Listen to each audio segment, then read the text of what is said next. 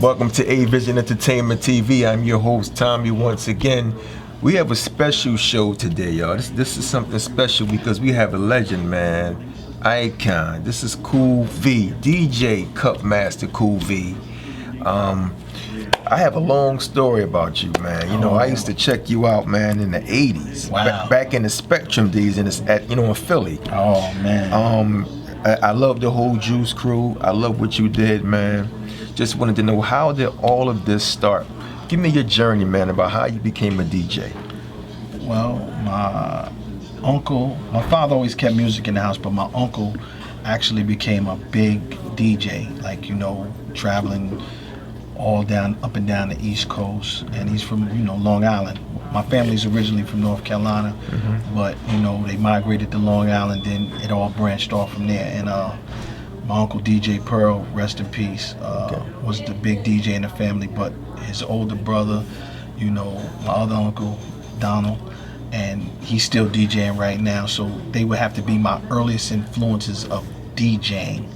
And then my father actually, you know, started DJing. Your father was involved too? My father was a DJ. Wow, so it was a family thing. Yeah, it's a family thing. I came up in this, man, so it was a natural transition. Okay. I always had music around. I had a hi-fi, an 8-track, and Wow. that's how I did my first party, with the turntable and the hi-fi, and switched between the 8-track to keep the party going. And I borrowed some records from my man, Ricky Murray, and Elizabeth, and I did my first party in 1978, but the first record I bought was Bootzilla.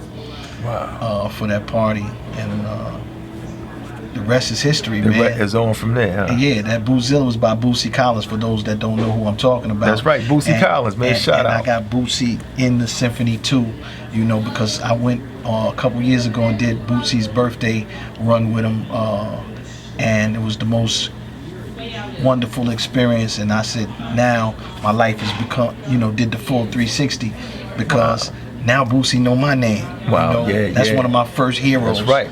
In this whole thing, you know, and I was already liking the George Clinton stuff, the Parliament, Funkadelic, but right. Bootsy stood out to me because he was just larger than life. And Bootzilla was, you know, Bootzilla, the album with the, you know, the star glasses and everything. And for me to be able to perform on stage with him, doing what we do, come on, man. Mind blowing, man. Mind blowing. The Symphony 2, man. Y'all get that. DJCoolV.com. Now we're going to definitely get into the Symphony 2. Just a little later, because I have a lot of questions for this man. But we're going to get into this though. This is a classic. Actually, this is like the sequel. Yeah, that's the remix. Yeah, the remix. Yeah. Now let's get into hip hop, man. Yeah. You work with numerous of artists, man. Yes. From Big Daddy Kane to Busy Bee. Yes. Rest in peace, Biz Markie, man. Yes. DJ Kid Capri. Yes. How was that, man, working with all of those people, man, and working with those different personalities like that? How was that? I worked with different personalities my whole life, so I guess that was my role in all of this, because a lot of times I was the middleman to the next man. Okay. You know, the middleman to the bag, the middleman to, you know, so a lot of things came through Jersey, because, you know, I'm actually from Jersey, and you know, my crew was a New York based crew, so they based out of Queensbridge, and like our personal crew that Biz brought into that crew, we're from Brooklyn, Long Island, and Jersey. So it's all connected. It's all connected. The dots connect, man. Wow. So that was just a beautiful experience, getting into the Juice crew and then branching off and doing our own thing and producing other artists. It was just a natural transition, man. Wow. Now I know that you were a DJ. Did you also produce, as far as like produce music for them too? Yes. Yes. Wow. So you had your hands in everything. Every Biz Markie album after the first one. Biz Goin Off. Biz Goin Off. I did some production on there, but I didn't know I was producing. Oh. You know, that was early on, because you know, we was getting our feet wet. Okay. And Marley was the producer, because he had the studio, and we would bring our ideas to him, and then we would all put them together in the studio. So I learned a lot from doing that. But like, you know, records like Cool-V's Tribute to Scratching and all that, I produced. These are records that. Yeah. Wow. So you and Marley Marl, worked hand in hand together, dealing with the Juice Crew. Well, Marley was doing what he was doing way before I was in the Juice Crew. I mean, you know, Roxanne Shante, Marley. Yeah, cool. They 84. Shan. Yeah, 84. We come on in 86. Wow. So they're doing their thing. Shan and them, you know, that nucleus, Mr. Magic, Fly Tie, Marley Marl, Roxanne Shante, and MC Shan is They already was rocking. That's the foundation of what we are, the Juice Crew All-Stars. Okay. Yes. Where did hip hop start? What borough was it? Wasn't there, don't know, but as I'm looking at history right now, hip hop started everywhere. Okay. You know, and it's a lot of people that can claim this or that, where it started, but all the things that we know as hip hop have origins in places outside of New York City. Okay. You see what I'm saying? Now the Renaissance that happened in the Bronx, definitely happened in the Bronx. That's when all the blacks all together. That's the renaissance of everything that we call hip hop. So, because rapping didn't start in the Bronx. DJing didn't start in the Bronx. Oh, wow. Breakdancing didn't start in the Bronx. And whatever else you want to add to that mix, none of it started in the Bronx. But the renaissance of all of these things by the youth, by the young kids doing it, definitely happened in the Bronx. Wow, so we talking about a worldwide thing. Because it's influence from everywhere. You know, it's like you can't be Christopher Columbus in 2021. Okay. We can't keep saying Christopher Columbus discovered America. We know he did. We know he did. Okay. So we can't say this is where hip hop started. We know better. It's video, it's audio, it's everything. So use your eyes, your ears, and your mind and your common sense if you have it. Because my father told me common sense ain't common no more. That's right. You know? That's right. So, you know. What is your most memorable moments with Biz, man? Like in the studio, or just out, man? Biz didn't really like the studio, but he always liked the outcome of a funky record. So, you know, usually he's there for the finishing part of it. Okay. But, you know, Biz come and do his vocals, he's out. That's done deal. He's not there for the construction. He don't want to be there with all of that. He want to just do his verse and roll. Do his verse and roll, man. You know, and that worked for him. You know, because he was very creative. He had a lot of ideas that we brought to life because we would sit down and we would just talk about ideas and just bring them to life, man. And we brought those ideas to life. Wow. And luckily the world liked them. You know, the rest is history. That's was it, man. He mentioned your name a lot in almost every album, man. Cool-V. I'm there every step of the way. Every step, You know what I'm saying? So it is what it is, man. It was a hell of a journey, man. You know, the ride that we took around the world, we didn't. We never spent no money to go nowhere. Wow. We saw the world for free. So, hey, man. So you definitely had, man. You can talk about that all day. You had a good time together, man. Yeah, great times, man. The road, you know, because that's where you really are your most vulnerable in the entertainment business, when you're on the road, and those is when the real stories come out, and those is when your passions and your ideas and your dreams and all of those things come out when you're on the road, because now you're on the way to your dreams. You know, you accomplish some of them, but you really want to get to the next ones, and you want to, you know, and things pop up, and situations pop up, because when you're on the road, you're in different cities, different people, you're running into different things. It's always going to be something that triggers that memory of something bad or something good. So, you know, we shared all of that, man. So I got all of that, and I'm gonna give it to the world. I'm gonna put these stories out here, man, and I'm gonna, you know, the world will see it, man. Nobody beats the Biz. And there you go. Rest in peace, Biz Markie, man. He led a legacy, man, doing this thing, man. Oh yeah. There'll never be another that's right. There will never be another any of us. That's right. But when you're talking about entertainment, you're talking about hip hop, you're talking about rap music, whatever you want to say, Biz is going to be remembered forever, because he was just so different. He was so different. He had a different approach. He had a different approach. Just like Roxanne Shante, she's just so different. She's gonna be remembered through this whole course of this, because she just looks at life different. And I'm with her every day now, and it's just a crazy, you know, I love her to death, man, because, I mean, as a matter of fact, I love her to life. We never talk about death no more, man. Life. I love her to life, because the way she sees things, is a beautiful way to look at life. She looks at it with the realest eye that ever. I'm like, you know, my father was real, but my mother, she's real, but she looks at life always through the good lens. Okay, through the good lens. Through the good lens. Shantae look at it. Shantae look at it from the good, the bad, the, you know, and from her point of view, how she's going to handle it. So we love that. And you also on the radio with her, right? Huh? Yeah, every day. LL Cool J's Rock the Bells Radio Channel 43 Sirius XM. Big shout to LL Cool J for having that vision of bringing the Queen to the radio. And I wasn't in that picture in the beginning. I was going to ask you, how did that happen for you? I got a call one day. She said, bro, I need you. You know, we do. Shantae called? Yeah. I said, okay, what you need? She said, I need you. I said, but what you need? She said, I need you, motherfucker. So she telling me, like, would you come on, man? I said, okay. And she explained to me, I need you on the radio. I said, oh, okay. You want me to come in today? She said, yeah. I said, all right. I said, oh, you trying to say forever, or you just saying today? I'll come in today. She's like, no, forever. So how long have you been there? Like, I've since been you had on that the phone radio call? for 2 years in October. October 7th will be 2 years. Wow. Yeah. Wow. Never look back, man. Wow, that's good, man. So you you going in today? Yeah. A little later. Yeah. Going in, do This the is show. a special interview, man. Like, he actually took the time out. Cool-V took the time out and let me come here, and he got to go on the air on the radio in a few hours. Yeah. But look, the reason why we sitting here and let's keep this 100 and keep it funky.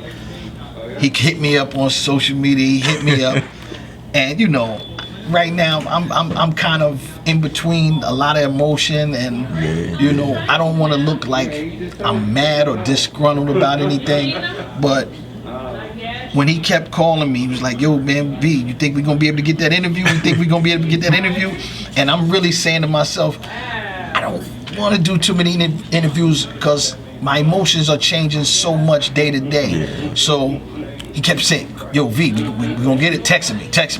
I said, yo, this guy's persistent, man. There you go. Consistency. But listen, and I respect it because we as people, you know, brothers, sisters, everybody that's out here trying to do something, we got to take time out for the people that's really trying to get it. That's right. You know, how we going to sit back because we was all in that position at one time. Yeah, they needed help. And I told you that when I first saw it. I said, hey, man, your persistence is what got me here. You know, so I even made sure that we had a space where we could do the interview. That's right. He coming all the way from Philly. Yo, listen, and Philly, another thing that resonated with me, you know, because if it ain't for the city of Philadelphia, it's like a second home, man. Yeah, that's a second home. So I love Philly. I love the people from Philly. It's the city of brotherly love, sisterly love, everything for real. Because Roxanne Shantae's first record is on Pop Art, which is in Philly, and she put Biz on his first record, and we never look back, man. So Philly just always gonna have that. You know. So Shantae was actually commuting from New York to Philly when she got signed. Well, I don't know how all of that went. I don't want to sit here and speculate and tell stories. I've heard all the things that happened. Okay. But in that sense of what it is okay, she lives in Queensbridge Projects. She made a cassette tape. You know, Marley played it on the air. They liked it. Goodman Brothers in Philly, Pop Art Records, they liked it. They said, yo, we're going to put that out. They put it out. And the rest is history. So, you know, now from there, you know, the ins and outs. Yeah, you don't know. I've learned not to say everything I know because it might not be what it is. Right and exact. So, Cool-V, also, you have the Symphony. This is the sequel, the remix. Can you tell me just a little bit about what goes on, what's in this book, man? Because I can't wait to read it, man. Well, the symphony did so good. The symphony did so good. In the words of Puff Daddy. So you know we had to do a remix, right? Yeah, a remix. You might get a third one coming. You never know. Listen, I think this is the final installment of the symphony in book form. Okay. I'm gonna actually probably do a podcast and take it on from there because you know, writing these books is truly therapy for me because Lucio Dutch, the one that actually writes the books, you know, because I recite them, he write them, and he's the reason why I'm even and author, writing books, giving out my ideas to people. I mean, I've never shared as much information with anybody in my life as I've shared with Lucio Dutch. And I told him I wanted to do a book. I didn't want to write about my life because I didn't think it was worth it. I didn't think nobody was gonna want to buy a book about my life. Be interested in who's gonna buy that? You know what I mean? And he was like, yo, V, this is a puzzle, man. That's right. Take your piece out the puzzle. It can't be complete. That's right. Then he started throwing me the, things, and then he's showing me things I've done because I wasn't really big on the internet. Yeah. So he's like, yo, but it ain't no real information. You gotta dig for your information. That's what he told me. That's right. He said, and it's little to none out there, so you gotta be really interested to go digging, man. You gotta do your life story. I said, well, I ain't ready for my life story yet because my life story, I got too much pain, man. Wow. So I said, let's do something positive. And if I can do something positive, I'll rock with that. Okay. And thus we came up with the symphony, the first book. And visiting that positivity and those good times made me have to revisit the pain again. Wow. So now I'm going through a lot of different kind of emotions because I done pushed that back here. Yeah. Not knowing it's trauma. Yeah. Not knowing it's. But it was hard for you, man. Yeah, man. I mean, it's hard for all of us. As far as like to put this out like that, man. Yeah, the first one, it was hard because I couldn't come to terms with how, and then we did it and it took off. Wow. So if you see in this book, how many people, superstars are holding that book in their hands. Yeah. And no party, we gave the symphony party the back covers from the actual symphony event because I had the Juice Crew All Stars performing the symphony at the symphony. So I had the whole Juice Crew was in the building. Kane, G-Rap, Craig, and Ace performed the symphony, right? I had Biz performing. Why, you had a book signing? Yeah, that was a book signing. The biggest book signing. Listen, I've never been a part of anything that big for myself. Wow. For myself. Biggest event of my life.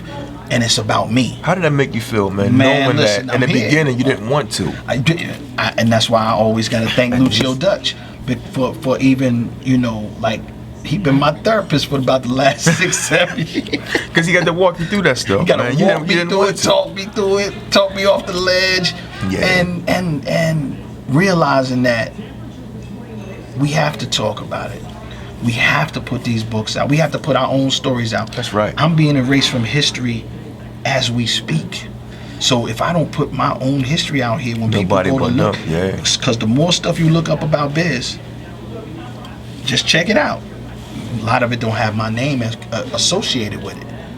I'm the only person with Biz the whole ride. I'm on every album. I'm on the back of every album. I'm on the front of the last 2 albums. That's right. But when you think about how people look at it 100 years from now, think about it. They're not going into depth, and if my name is being erased off credits and all of these things, I'm living. What they gonna do when I ain't here? I'm gonna get this out here. This truth will be told. I don't care who don't like it, who like that's it. What I'm gonna tell it. That's right. And if you like it, I love it. You know what I'm saying? And if you don't like it, I love it. You know what I mean? So it's that's right. Because it's something that you're doing for yourself. It's truth. It's truth. It's all fact. And this is the symphony isn't really about me. It's about my journey with artists that inspire me. Yeah. You know what I'm saying? When I'm saying Bootsy in here, that's inspiration for Collins me. And that's inspiration, man. I'm like, they taking time out, take pictures for me and everything like that. Give signatures. Big shout to everybody that I've ever met that has given me a jewel, dropped a dime, made sure I was doing the right thing when I wasn't doing the right thing. Some of those stories are in there. You know what I'm saying? Duke Booty, rest in peace. He's no longer with us, but the people don't know his father kept me on the right track when I was young in school. And I didn't even know Duke Booty at that time. I just knew his father was assigned to me as a truant officer because he wasn't my teacher. He worked in the school, but they said nobody could handle me, so they sent me to Mr. Fletcher. And he said, man, you want to keep getting suspended, you're going to sit in my office. You're going to be suspended, but you're going to sit here with me all day long. So those stories are in the book. And because we lost Duke this year, unfortunately, and it just makes you reflect and say, man, we got to stop putting people on T-shirts, man, and give them their flowers while they living. Give them to them while they living, man. Talk to Yeah, them. you're right. Let them You're know right. how much you appreciate them. Tell them you love them, man. Yeah, you know, so and I got mean it. Naughty by Nature in there. I got De La Soul. Yeah, you know what I'm yeah, saying? yeah, EPMD. EPMD. I got the DJs. You work with in there. EPMD too, Yeah, also. yeah. You know, we all, like, when they were starting out, we were seasoned a little bit. We had a little seasoning on us, and they were coming in the game, and we were supposed to actually do their first album with them. And Fly Tie kind of didn't want that to happen. And they did it anyway, and you see what happened. Blew up. Because they was funky, you know. And I got the DJs, Cash Money. I got my book signing for the Symphony 2 coming up October 10th. So everybody get ready for that. Save the where's date. it located? It's going to be out here in Brick City, Newark, New Jersey. Well, like in a park or something? It's going to be at the movie theater. So I'll get the flyers will be out. I'll let you know. Yeah, let me know, keep man. it Let me posted, know. man. And we're gonna do that because I'm actually releasing the book. It's out now, but I'm launching a new DJ Cool-V website, DJCool-V.com website. I'm launching that new one, all new. So the one I went on last night. Yeah, it's still good. Okay. Yeah, everything's good. We just we're doing a remix. Just upgrade. Yeah, we doing remixes. That's all. Remix. I'm a DJ. We You gonna remix puff it out? You gonna puff it out with y'all? Yeah. We remix it right now, and I'm actually debuting the Cash Money, DJ Cash Money documentary. Money. And where Cash Money from? Philly. That's right. Cash Money from Philly, man. Yeah, so we debuting the teaser of his documentary, and if you love hip hop, you got to check out this documentary. And I'm the only person in the world that's debuting it right now. You know what I'm saying? Because I'm down with it. So at the end of the day, it's Cash gonna be Money. we're gonna debut that, and it's gonna be the teaser to that, and you know, hopefully the world comes to see how great a DJ Cash Money is, because like I said, I got DJ Scratch in this book, DJ Cash Money. You know, we gotta salute the DJs, man. Are you familiar with DJ Too Tough from the Tough Crew? Yeah, Shout out to Tough Crew, man. Listen, man, me and Too Tough just had We did the deal together. Yeah, I saw you there. Yeah. Listen, we had some wonderful experiences backstage amongst a lot of chaos. Okay. You know what I'm saying? And big shout out to Too Tough and the Tough Crew, because every day since then, they hit me up. Wow, you know what I'm saying? Stay connected. Stay connected, man. Yeah. And support your people, man. Support your people. Listen, it don't take much to support, right? That's right. Look at it like this. If you ain't got no money to support, I'm not telling you what to buy or whatever. Hit like on a post, man. That's it. How much it costs to do this? Nothing. How much it costs to do that? From you how much all. it costs to share a post? That's how much it costs. This is how much it costs, y'all.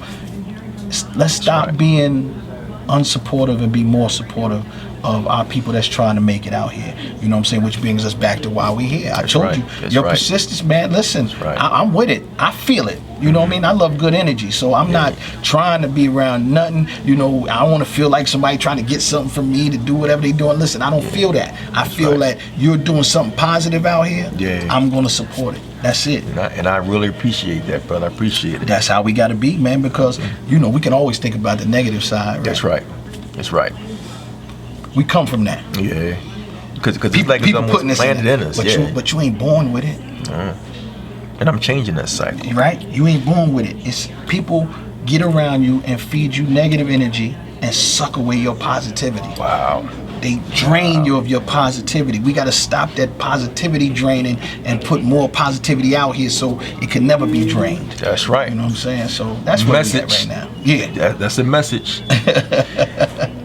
Back then, this is something that I always wanted to know. The music that y'all guys made back then, was it more fun for y'all instead of getting rich? Because now it seems like when you make music, it's about you want to get rich. But back then, it was like more fun to you. So was it more fun back then? And did you not worry about? I know you worried about money, but was it more fun to you making music then? Well, let's put this disclaimer out here. We all want to be rich. That's right. We all have dreams of richness, and but rich with what? I'd rather be right now rich with health, because the wealth will come eventually. That's right. If you keep pushing. That's right. If you get the wealth and you don't have your health, then you're not really rich. Because at some point, the account gonna get closed. Wow. You know what I'm saying? So we gotta really define what richness is. And I never did anything I did in my life with the sole interest of money. Okay. Never. It was never my motivation. I'm gonna do this and I'm gonna make a lot of money, or I ain't doing this unless I get some money. Okay. That's still not the way I think. I'm not set up like that. Yeah. Unfortunately, some of us are, and I don't down that, because some of our greatest businessmen, if it's not for their tenacity toward getting that dollar, a lot of us don't have opportunities. That's right. They set up these companies and things so that, their thing is to make money. Make money. Business is business. That's right. Life is life. I like my life to reflect my business. Okay. I don't let business reflect my life. Okay. You know what I'm saying? Okay. So, but I didn't handle my business in the beginning of my career. So my love and my passion for music got lost. I was in the business. Okay. Okay. Because now, if me and you set out and we dreaming, thank you. If me and you set out to dream, and we dreaming together, and you do what you do and I do what I do, but we dreaming together. Yeah. Where does the dream go wrong if I do everything my part, and you do your part, and we get over there, and then you separate from me because your part was the business, my part was the work. Wow. Right? Yeah. See? Yeah. Yeah. So I gotta be a little bit better on my business. That's not your fault. Because you couldn't separate from me if I was better on my business. That's right. I didn't handle my business, so it was never personal. We're on two different journeys from the gate. Wow. So I tell people a lot of that's my fault too. I hear a lot of rappers talk about how they made their first album and they got jerked. They didn't get paid from it. Like KRS-One said he made his first album, didn't get paid. Did that kind of almost make you stray away from hip hop, knowing that it did make me stop recording.